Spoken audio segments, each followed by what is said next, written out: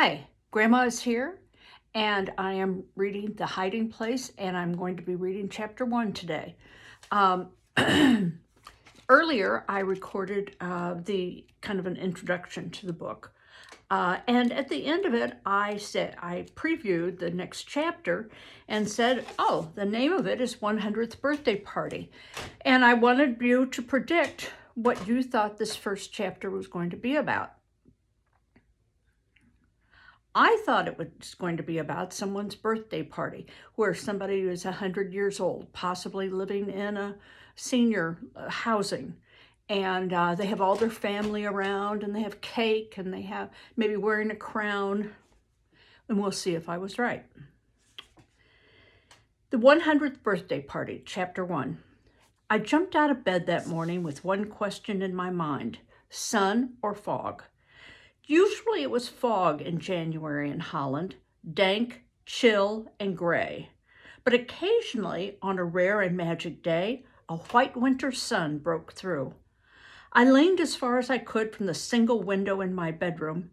It was always hard to see the sky from the bayou. Blank brick walls looked back at me, the backs of other ancient buildings in this crowded center of old Harlem. But up there where my neck craned to see, above the crazy roofs and crooked chimneys, was a square of pale pearl sky. It was going to be a sunny day for the party. All right, a couple of things here that I want to explain. This takes place in the Netherlands, and I'll show you on a map where the Netherlands is. Here's my map of Europe, and then down here's Africa. And Netherlands is right here. It's kind of a purplish color. And you can see how small it is compared to, say, Germany or even France.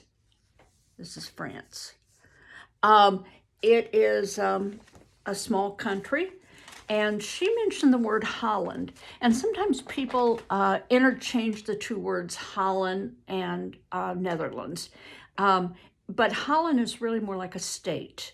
Like I live in the state of Missouri, which is in the country of the United States.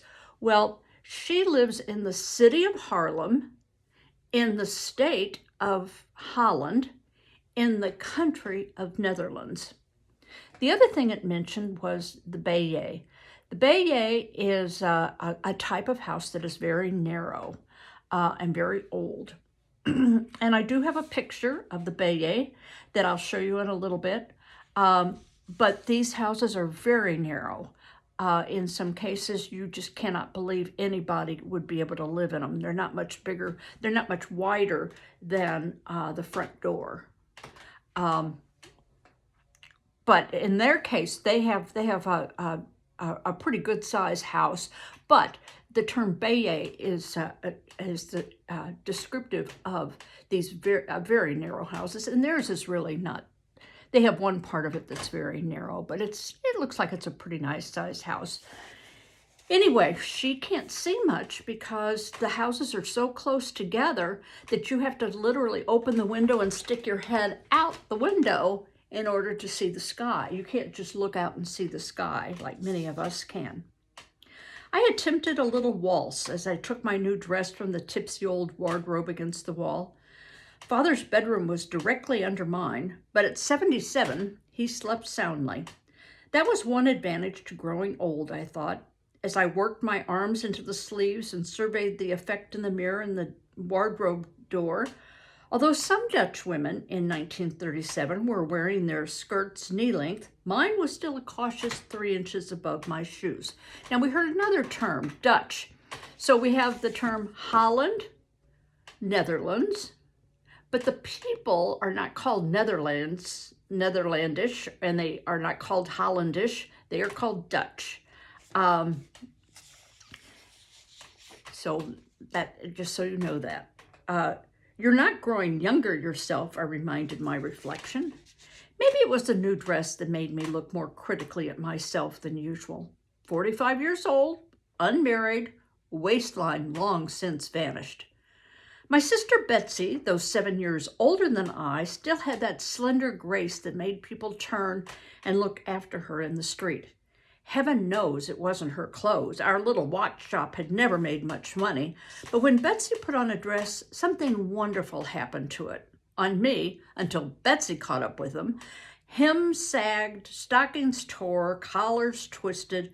But today, I thought, standing back from the mirror as far as I could in the small room, the effects of dark maroon was very smart. So we know it's not the author's 100th birthday. She said she's 45. And her sister is 7 years older, so she's not 100 either. So we still don't know whose 100th birthday it is. Far below me, down on the street, the doorbell rang. Callers? Before 7 in the morning?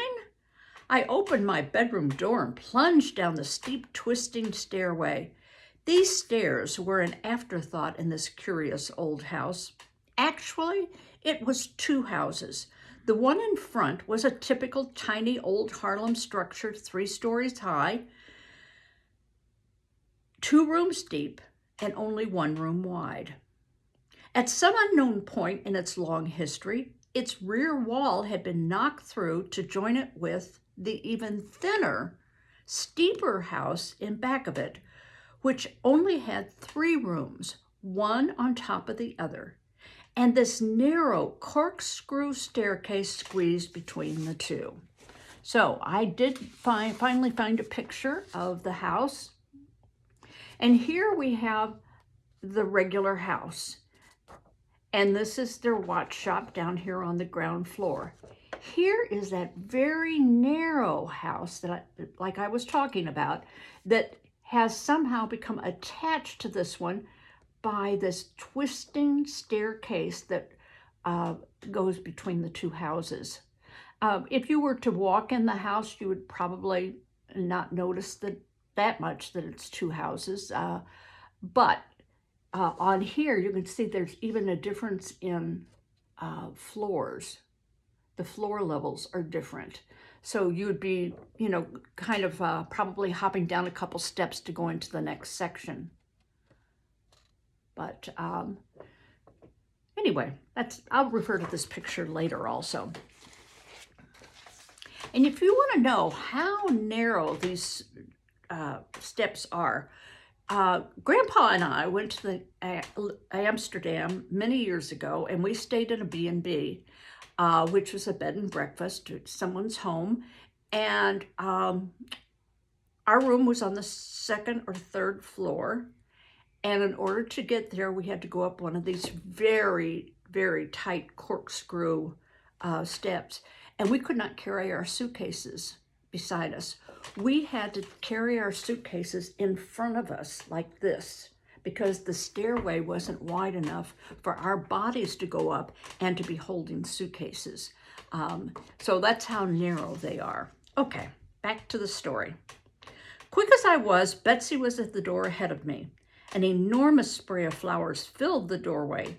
As Betsy took them, a small delivery boy appeared. "Nice day for the party, miss," he said, trying to peer past the flowers as though coffee and cake might already be set out. He would be coming to the party later, as indeed it seemed all of Harlem would. Betsy and I searched the bouquet for the card. "Pickwick," we shouted together. Pickwick was an enormously wealthy customer who not only bought the very finest watches, but often came upstairs to the family part of the house above the shop. His real name was Herman Slurring. Pickwick was the name Betsy and I used between ourselves because he looked so incredibly like the illustrator's drawing in our copy of Dickens. Herman Slurring was without a doubt the ugliest man in Harlem. Short, immensely fat, head bald as Holland cheese. He was so wall-eyed that you were never quite sure whether he was looking at you or someone else, and as kind and generous as he was fearsome to look at. The flowers had come to the side door, the door the family used, opened into a tiny alleyway. Betsy and I carried them from the little hall into the shop. First was the workroom where watches and clocks were repaired. There was the high bench over which Father had been for so many years doing the delicate, painstaking work that was known as the finest in Holland. And there in the center of the room was my bench. and next to mine, Hans the Apprentice's, and against the wall, old Christophel's. Beyond the workroom was the customer's part of the shop with its glass full of watches. All the wall clocks were striking 7 as Betsy and I carried the flowers in and looked for the most artistic spot to put them. Ever since childhood, I had loved to step into this room where 100 ticking voices welcomed me. It was still dark inside because the shutters had not been drawn back from the windows on the street. I unlocked the street door and stepped out into Bartle Jorisstraat. That's the name of the street. The other shops up and down the narrow street were shuttered and silent. The opticians next door, the dress shop, the bakers, Viles furriers across the street. I folded back our shutters and stood for a minute admiring the window display that Betsy and I had at last agreed upon. This window was always a great source of debate among us. I wanted to display as much of our stock as could be squeezed onto the shelf, and Betsy maintained that 2 or 3 beautiful watches with perhaps a piece of silk or satin swirled beneath was more elegant and more inviting. But this time the window satisfied us both.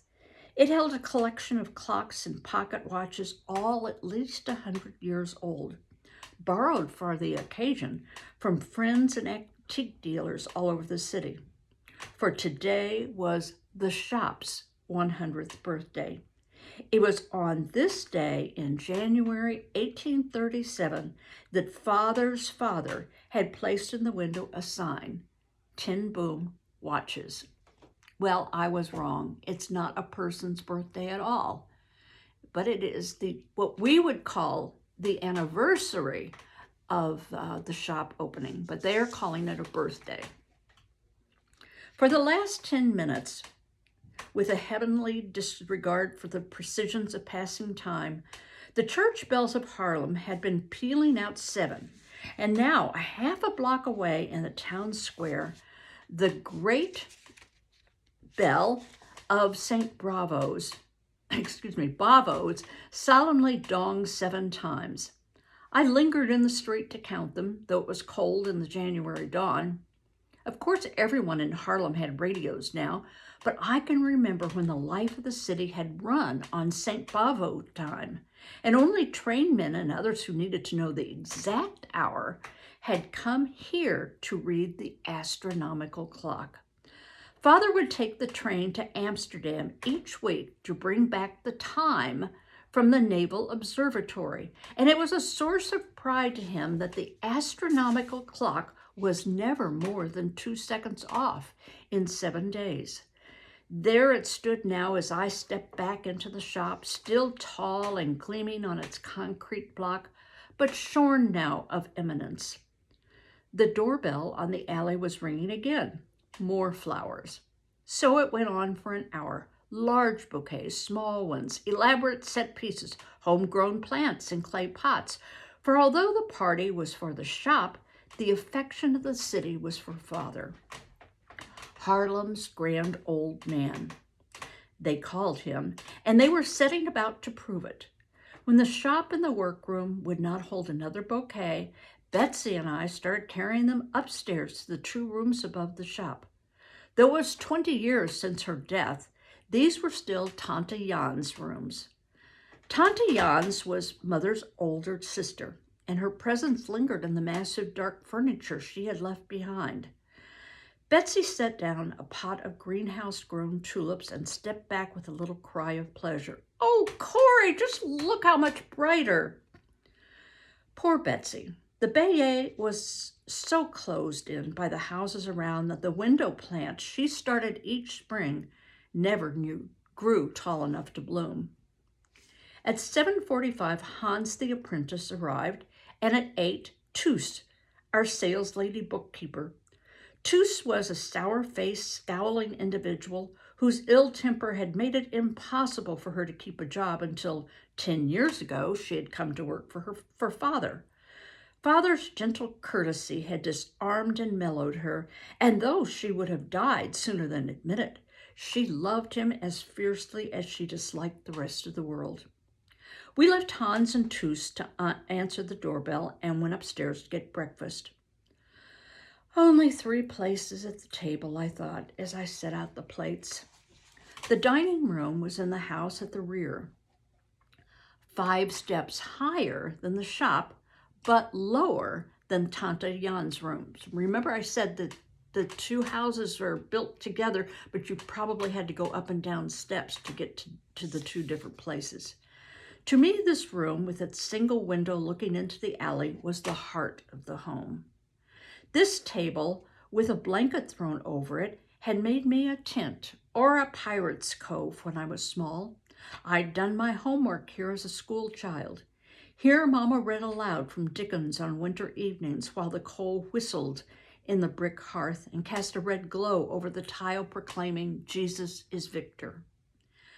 We used only a corner of the table now, Father, Betsy, and I, but to me the rest of the family was always there. There was Mama's chair and the 3 aunts' places over there. Not only Tante Jan's, but Mama's other 2 sisters had also lived with us. Next to me had sat my other sister, Nolly, and Wilhelm, the only boy in the family there besides Father. Nolly and Wilhelm had had homes of their own many years now, and Mama and the aunts were dead.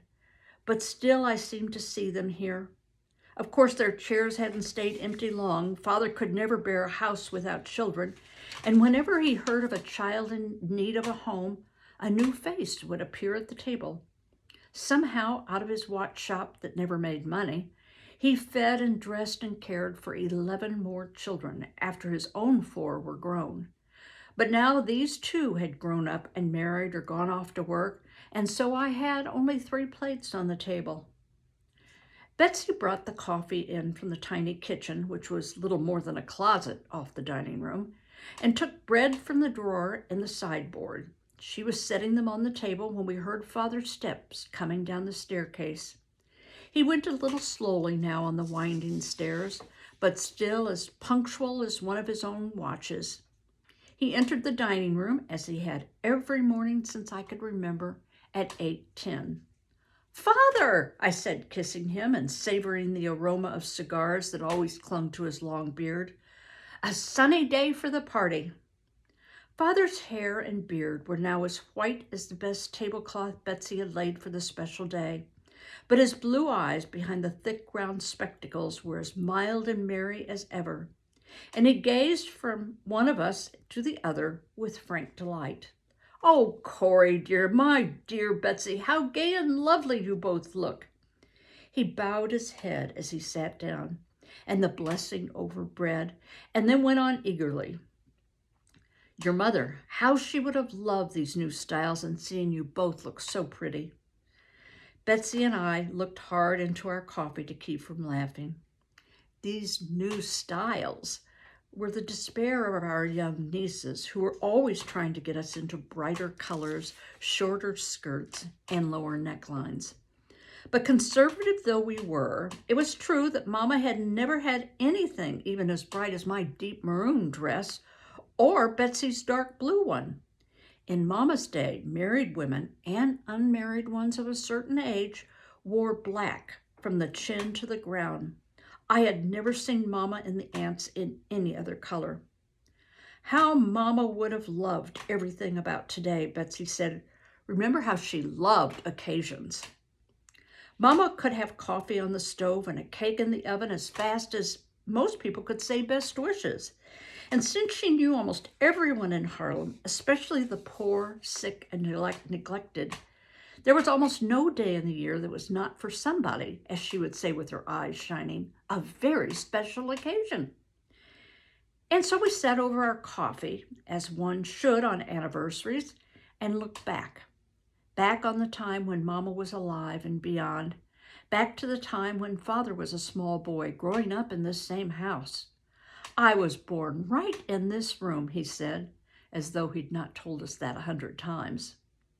Only, of course, it wasn't the dining room then, but a bedroom.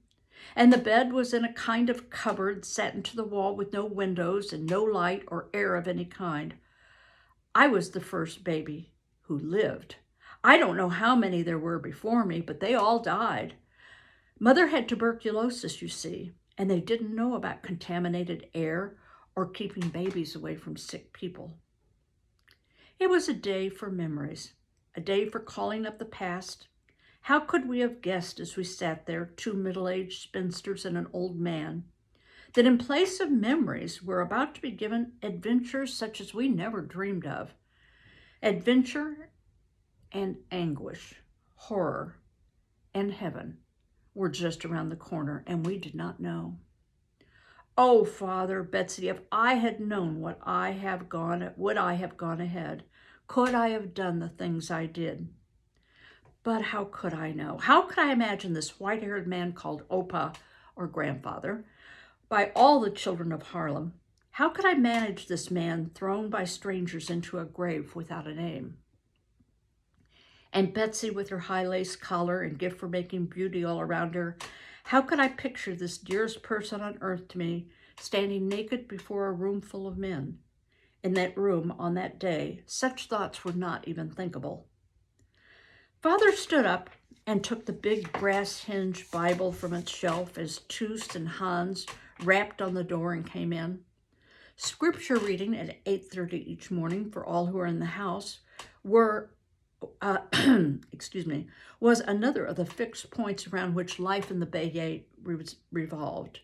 Father opened the big volume, and Betsy and I held our breaths. Surely today of all days, when there was still so much to do, it would not be a whole chapter. But he was turning to the Gospel of Luke, where we'd left off yesterday. Oh, such long chapters in Luke, too. With his finger at its place, Father looked up.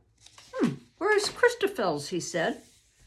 Christophels was the third and only other employee in the shop. A bent, wizened little man who looked older than Father, though actually he was 10 years younger. I remember the day 6 or 7 years earlier when he had first come into the shop, so ragged and woebegone that I'd assumed that he was one of the beggars who had the Bayet marked as a sure meal. I was about to send him up to the kitchen when Betsy kept a pot of soup simmering when he announced with great dignity that he was considering permanent employment and was offering his services first to us. It turned out that Christophels belonged to an almost vanished trade, the itinerant clockmender, who trudged on foot throughout the land, regulating and repairing tall pendulum clocks that were the pride of every Dutch farmhouse. But if I was surprised at the grand manner of the shabby little man, I was even more astonished when Father hired him on the spot. They are the finest clockmen anywhere, he told me later. These wandering clocksmiths, there's not a repair job they haven't handled with just the tools in their sack. And so it had proved through the years as people from all over Harlem brought their clocks to him. What he did with his wages, we never knew.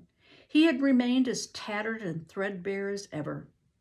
Father hinted as much as he dared, for next to his shabbiness, Christophel's most notable quality was his pride.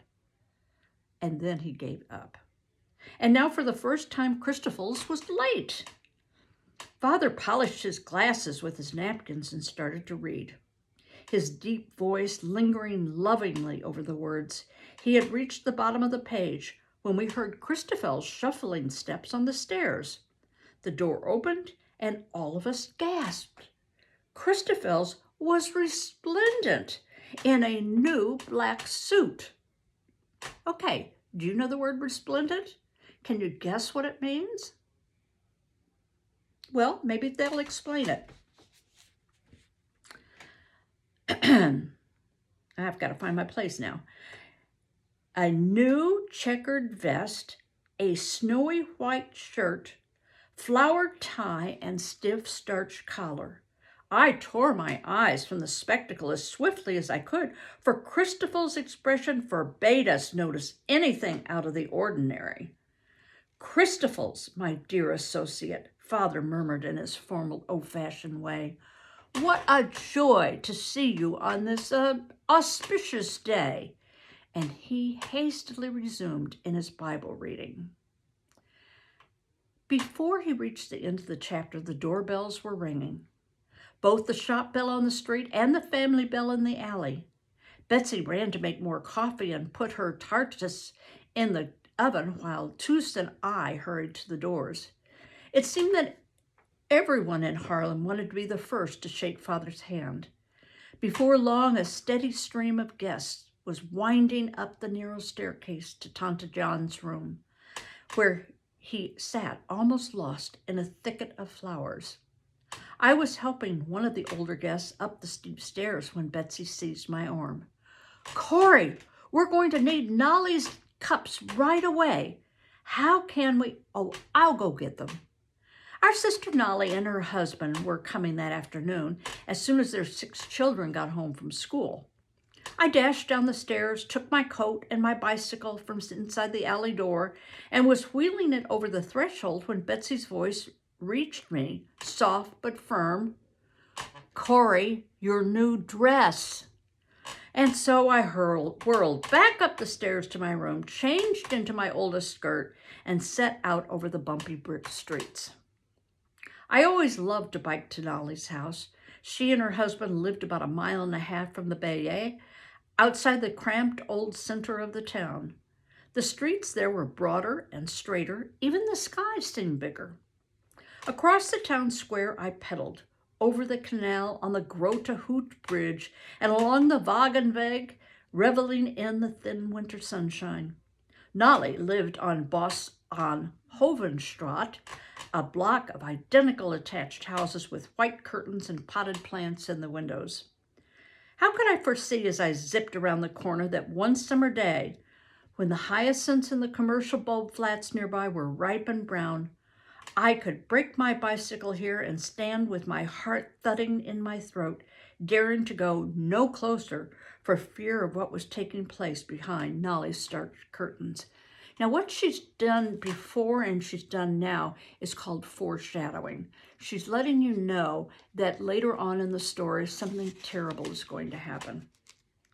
Today, I careened into the sidewalk and burst through the door with never a knock. "Nolly, the Bay's jammed already. You ought to see. We need the cups right now." Nolly came out of the kitchen, her round, pretty face flushed with baking. "Oh, they're all packed by the door. Oh, I wish I could go back with you, but I've got batches of cookies still to bake, and I promised Flip and the children I'd wait for them." "You're all coming, aren't you?" "Yes, Corey, Peter will be there." Nolly was loading the cups into the bicycle bags. As a dutiful aunt, I tried to love all my nieces and nephews equally. But Peter, well, was Peter. At 13, he was a musical protege and a rascal and the pride of my life. "He's even written a special song in honor of the day," Nolly said. "Here now, you'll have to carry this bagful in your hand, so be careful." The Bay was more crowded than ever when I got back. The alley so jammed with bicycles, I had to leave mine at the corner. The mayor of Harlem was there in his tailcoat and gold watch chain, and the postman, and the trolley motorman, and 6 policemen from the Harlem Police Headquarters just around the corner. After lunch, the children started coming, and as children always did, they went straight to Father. The older ones sat on the floor around him. The smallest ones climbed into his lap, for in addition to his twinkling eyes and long cigar-smelling beard, Father ticked. Watches lying on the shelf ran different from watches carried about, and so Father always wore the ones he was regulating. His suit jackets had 4 huge inside pockets, each filled with hooks for 12 watches, so that wherever he went, the hum of hundreds of little wheels went gaily with him.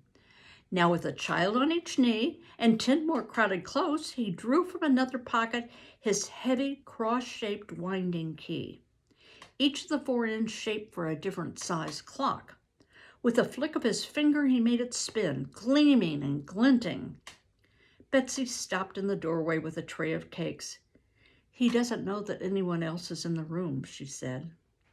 So in other words, he is so raptured with having children around. He's not aware that the police are there, the trolley man, the mayor, all sorts of adults are there.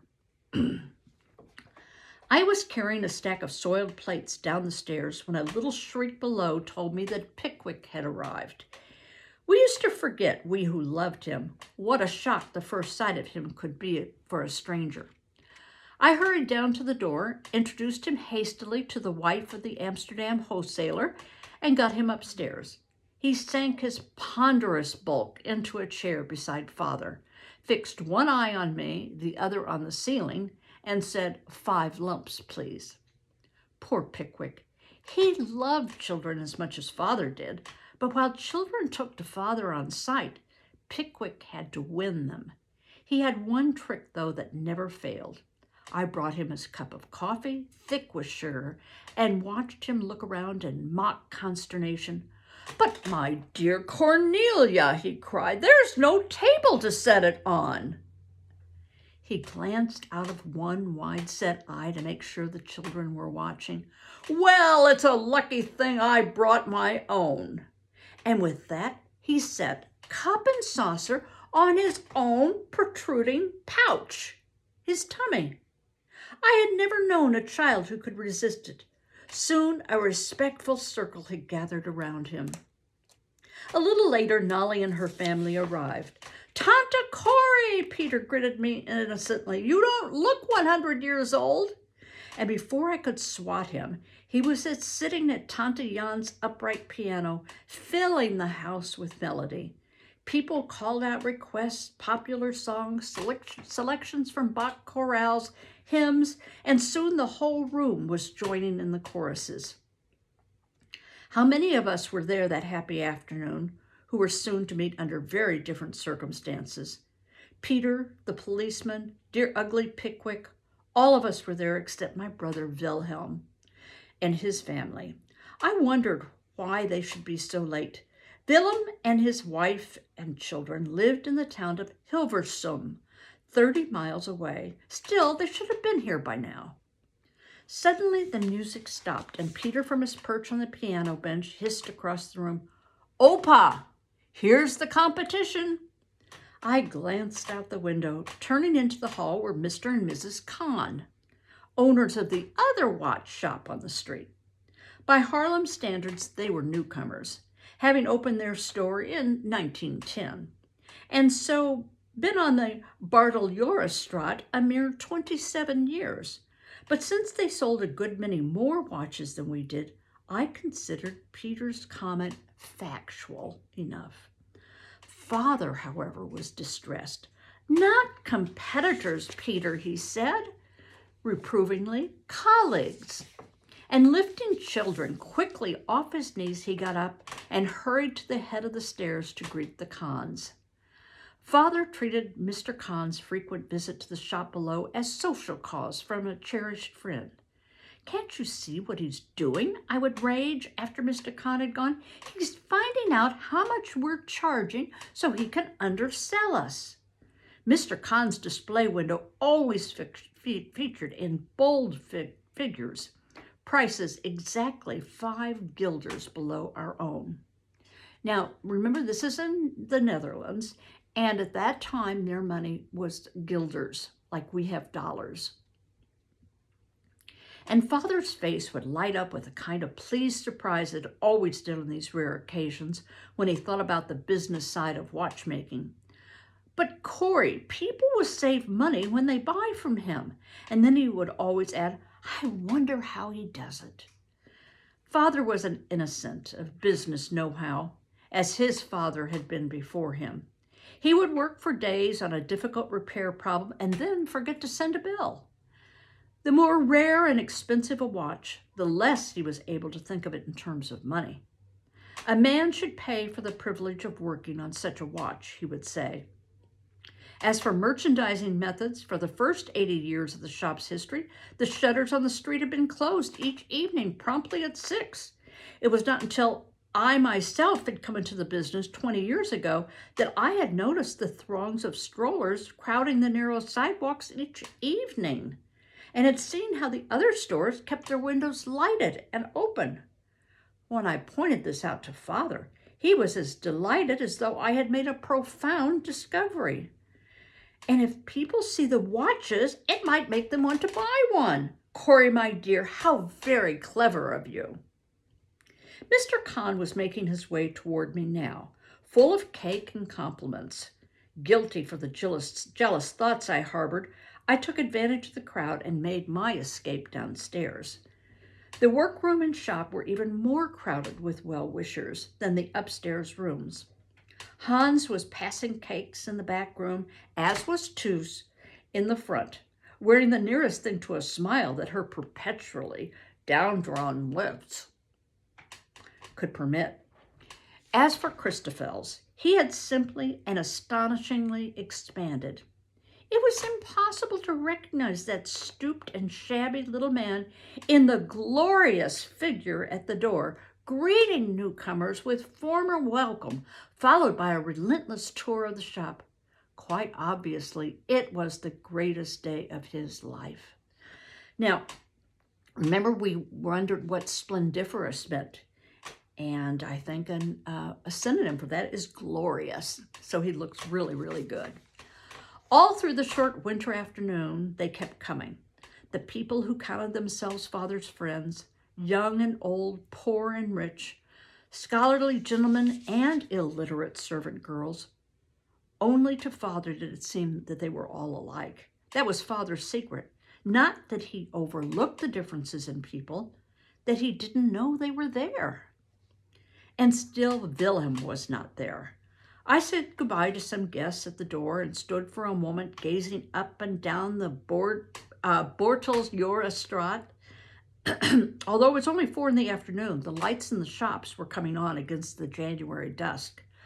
I still had a great deal of little sister worship for this big brother, 5 years older than I, an ordained minister, and the only tin boom who had ever been to college. Willem saw things I felt. He knew what was going on in the world. Oftentimes, indeed, I wished that Willem did not see quite so well, for much that he saw was frightening. A full 10 years ago, way back in 1927, Willem had written in his doctoral thesis, done in Germany, that a terrible evil was taking root in the land. Right at the university, he said, seeds were being planted of a contempt for human life, such as this world had never seen. The few who had read his paper had laughed. Now, of course, people weren't laughing about Germany. Most of the good clocks came from there, and recently several firms with whom we had dealt with for years were simply and mysteriously out of business. Willem believed it was part of a deliberate and large-scale move against Jews. Every one of the closed businesses was Jewish. As head of the Dutch Reformed Church's program to reach Jews, Willem kept in touch with these things. Dear Wilhelm, I thought, as I stepped back inside and closed the door, he was about as good a salesman of the church as Father was of watches. If he'd converted a single Jew in 20 years, I hadn't heard about it. Willem didn't try to change people, just to serve them. He had scrimped and saved enough money to build a home for elderly Jews in Hilversum, for the elderly of all faiths, in fact, for Willem was against any system of segregation. But in the last few months, the home had been deluged with younger arrivals, all Jews, and all from Germany. Willem and his family had given up their own living quarters and were sleeping in a corridor. And still the frightened homeless people kept coming, and with them tales of mounting madness. I went up to the kitchen where Nolly had just brewed a fresh pot of coffee, picked it up, and continued with it upstairs to Tante Jan's rooms. What does he want? I asked a group of men gathered around the cake table as I set the pot down. This man in Germany, does he want war? I knew it was poor talk for a party, but somehow thoughts of Wilhelm always set my mind on hard subjects. A chill of silence fell over the table and spread swiftly around the room. What does it matter? a voice broke into it. "Let the big countries fight it out. It won't affect us." "That's right," from a watch salesman. "The Germans left us alone in the Great War. It's their advantage to keep us neutral." "Easy for you to talk," cried a man from whom we bought clock parts. "Your stock comes from Switzerland. What about us? What do we do if Germany goes to war? A war could put us out of business." And at that moment, Willem entered the room. Behind him came Tina, his wife, and their 4 children. But every eye in the room had settled on the figure whose arm Willem held in his. It was a Jew. In his early 30s, in the typical broad-brimmed black hat and long black coat, what glued every eye to the man was his face. It had been burned. In front of his right ear dangled a gray and frazzled ringlet, like the hair of a very old man. The rest of his beard was gone, leaving only a raw and gaping wound. "This is Herr Gottlieb," Willem announced in German. "He just arrived in Hilversum this morning. Herr Gottlieb, my father." "He got out of Germany on a milk truck," he told us rapidly in Dutch. "They stopped him on a street corner, teenage boys in Munich, and set fire to his beard." Father had risen from his chair and was eagerly shaking the newcomer's hand. I brought him a cup of coffee and a plate of Nolly's cookies. How grateful I was now for Father's insistence that his children speak German and English almost as much as Dutch. Herr Gottlieb sat down stiffly on the edge of a chair and fixed his eyes on the cup in his lap. I pulled up a chair beside him and talked some nonsense about the unusual January weather, and around us conversation began again, a hum of party talk, rising and falling. "Hoodlums," I heard the watch salesman say. "Young hooligans. It's the same in every country. The police will catch up with them. You'll see, Germany's a civilized country." And so the shadow fell across us that winter afternoon in 1937. But it rested lightly. Nobody dreamed that this tiny cloud would grow until it blocked out the sky. And nobody dreamed that in this darkness, each of us would be called to play a role. Father and Betsy and Mr. Kahn and Willem. Even the funny old Beyer with its unmatching floor levels and ancient angles. In the evening, after the last guest had gone, I climbed the stairs to my room thinking only of the past.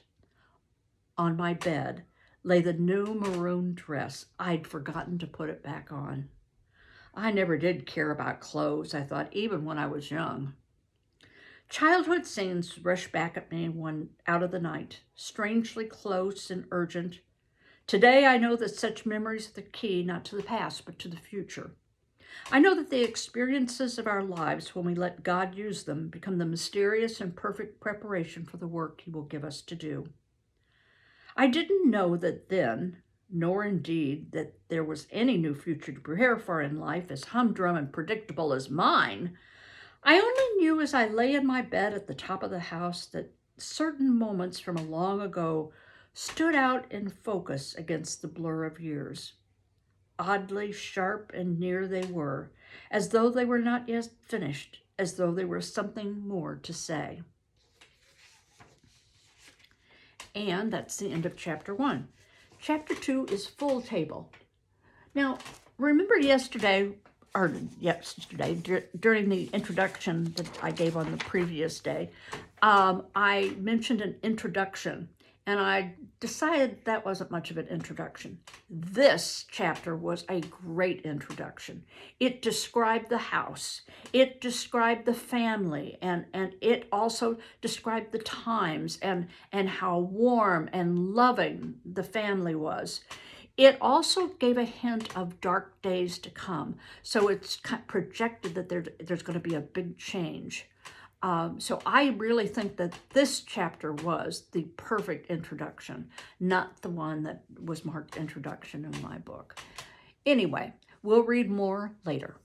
Bye-bye.